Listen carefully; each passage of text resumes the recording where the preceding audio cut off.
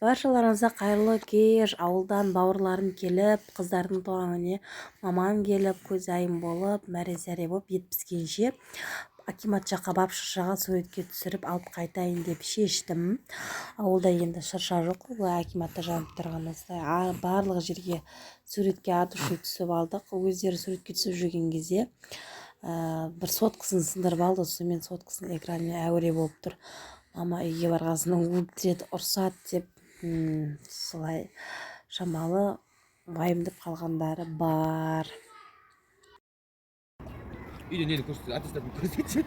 Үйде 16 3 бар, 7 4 бар. Кет бар құр. 2 қыз бар ма?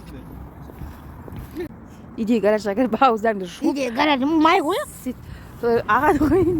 Не істеп тұрсың? Дәди кешірсе. Дәди қойсай. Кетші.